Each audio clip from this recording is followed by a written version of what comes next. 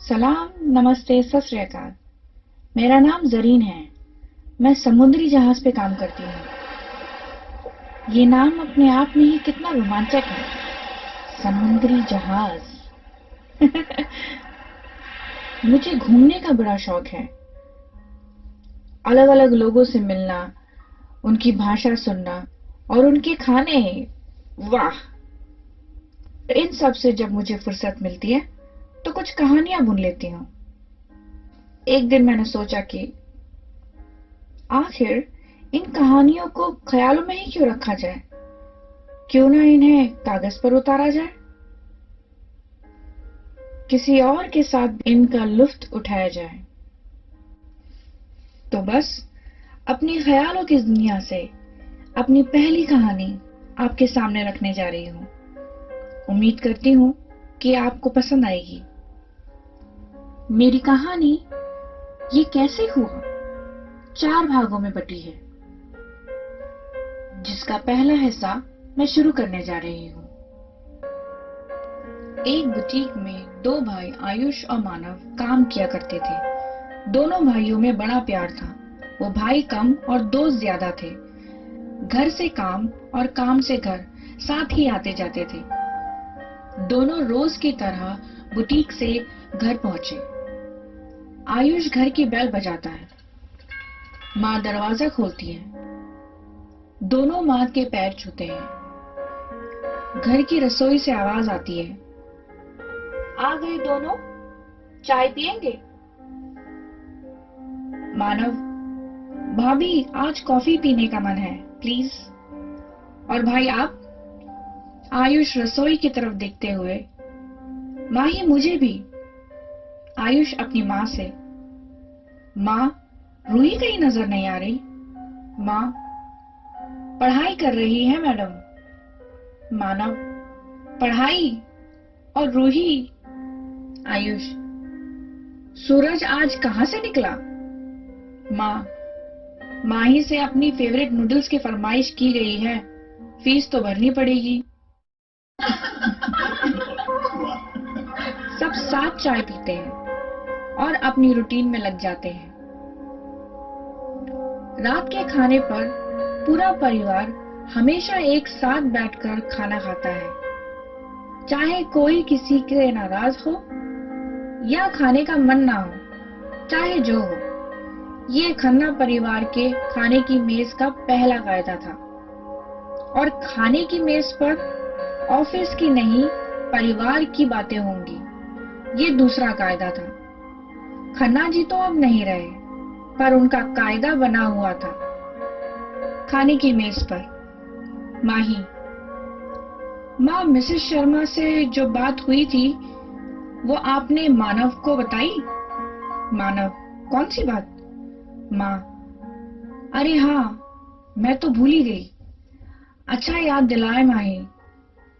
आज मिसेस शर्मा आई थी, वो तुम्हारी शादी की बात छेड़ गई। कुछ रिश्ते हैं उनके पास, कुछ तस्वीरें भी दे गई हैं। खाने के बाद देख लेना तुम दोनों भाई। मानव, अभी नहीं, बहुत जल्दी हो रहा है ये सब माँ। माँ, 28 का हो गया है, अब क्या रूही की शादी के वक्त करेगा? आयुष मानव को चिढ़ाते हुए, बेटा अब तो तुम घोड़ी चढ़ जाओ, नहीं तो मेरी बेटी को जल्दी बड़ा होना पड़ेगा। मानव अपना मन मारते हुए, अच्छा माँ। आयुष की तरफ देखते हुए, देख लूंगा। माही इन सब बातों का मजा लेते हुए मन ही मन मुस्कुरा रही थी। खाने के बाद माही रूही से, रूही चलो सोने चल बच्चा, सुबह स्कूल है, फिर तुम उठती नहीं हो। रूही, माँ ये लास्ट कार्टून, ओके, इसके बाद रूही सो जाएगी। माही, रूही ये तुम्हारा दूसरा लास्ट कार्टून है। रूही, माँ ये लास्ट वाला लास्ट कार्टून है, ओके। आयुष, रूही माँ की बात सुनते हैं ना? चलिए अब सोने चलिए, हम आपको एक कहानी सुनाएंगे। रूही खुशी खुशी आयुष के साथ बेडरूम चली जाती है और सब सो जाते हैं। देर रात आयुष की आंख खुलती है। वो रसोई की तरफ पानी पीने जाता है। अपने कमरे की तरफ लौटते हुए उसे मानव के कमरे की लाइट्स ऑन नजर आती हैं। वो चिंतित होकर सोचता है, मानव देर रात जागने वालों में से तो नहीं है, तो वो क्यों जाग रहा है? आयुष सोचते सोचते मानव का दरवाजा खटखटाता है। मानव दरवाजा खोलता है। मानव, भाई आप इतनी रात में सोए नहीं? आयुष, यही मैं तुमसे पूछूं तो जाग क्यों रहे हो? सब कुछ ठीक है ना? मानव, हाँ भाई, सब सही है, बस एक डिजाइन में फंस गया हूं। कुछ बन तो रहा है पर मजा नहीं आ रही। आयुष, डेडलाइन में तो टाइम है ना? बात वो नहीं है, कुछ और है ना? मानव, एक्चुअली करण के बारे में सोच रहा था। कैसे जिंदगी अचानक से कहकर चुप हो जाता है। आयुष मानव का ध्यान भटकाते हुए, अच्छा बता, कहाँ फंसा है? दोनों भाई काम में कुछ यूं फंस जाते हैं कि उन्हें वक्त का होश ही नहीं रहता। आयुष की नजर घड़ी पर पड़ती है। एकाएक दोनों को जमाए आ जाती है। फिर दोनों सो जाते हैं। सुबह दोनों लेट उठते हैं। जैसे तैसे तैयार होकर ऑफिस के लिए निकलते हैं। कार ड्राइव करते वक्त मानव, भाई कहीं लेट ना हो जाए। आयुष, अरे यार मेरी तो आंख ही नहीं खुल रही थी सुबह। मानव, मेरी भी। आयुष, उस अलार्म की आवाज किसी स्कूल के घंटे की तरह लग रही थी।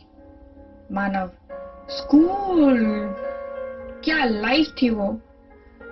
ना जाना होता तो कोई भी बहाना बना देते। आयुष,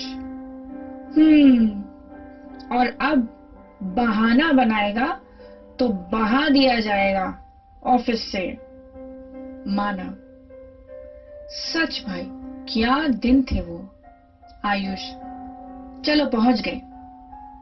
मानव अपनी घड़ी देखते हुए, क्या बात है भाई, टाइम पर। मेरे भाई जैसा ड्राइवर हो वरना ना हो। Ayush, I am the best. Office में मैनेजर ने सबको कॉन्फ्रेंस रूम में मीटिंग के लिए बुलाया। रूम में अंदर जाने पर वहां एक नया चेहरा नजर आया। मानव, भाई ये कौन है? आयुष चेहरा देखते हुए, मुझे कैसे पता होगा? मानव मनोज से, मनोज तुझे पता है? मनोज, नहीं पता। सारे अपनी अपनी कुर्सियों पे बैठ जाते हैं। मैनेजर मीटिंग शुरू करते हुए, अफसोस होता है करण के बारे में सोचकर। अभी कल ही की बात लगती है कि मैंने उसे नंदिनी प्रोजेक्ट दिया था, और अब जिंदगी भी कितनी अजीब है, 2 पल में बदल जाती है। करण बहुत होनहार डिजाइनर था, वो हमेशा हमारे दिलों में रहेगा। पर जिस तरह बहता पानी नहीं रुकता, वैसे ही जिंदगी को भी आगे बढ़ना होता है। एवरीवन मीट आनिया विल्सन, जो आज से हमारे साथ जुड़ रही हैं और ये नंदिनी प्रोजेक्ट पूरा करेंगी। आना दिल्ली से है और मुंबई के लिए बिल्कुल नहीं है। So guys, I hope you will take care of her. Manav धीरे से आयुष और मनोज को, मैं तो रखूंगा, तुम दोनों का पता नहीं।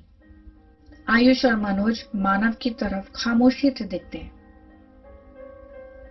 मैनेजर अब भी बोल रहा है।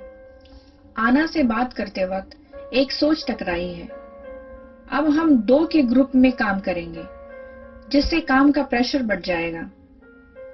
पहला मनोज और मानव, दूसरा आयुष और आन्या। ठीक? और सब अपनी हामी तालियों से भरते।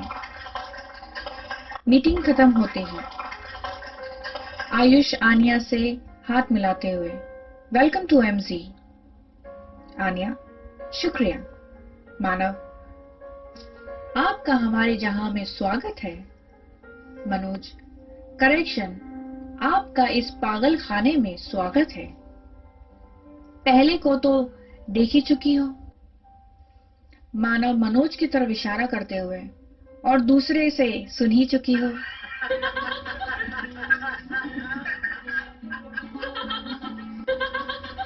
आन्या की ये हंसी आयुष के कानों में कब तक गूंजेंगी, ये जानेंगे हम कहानी के अगले भाग में। उम्मीद करती हूँ कहानी अब तक पसंद आ रही होगी। मुझे अपने कमेंट जरूर लिखिएगा। जल्द ही मिलती हूँ। सायोनारा।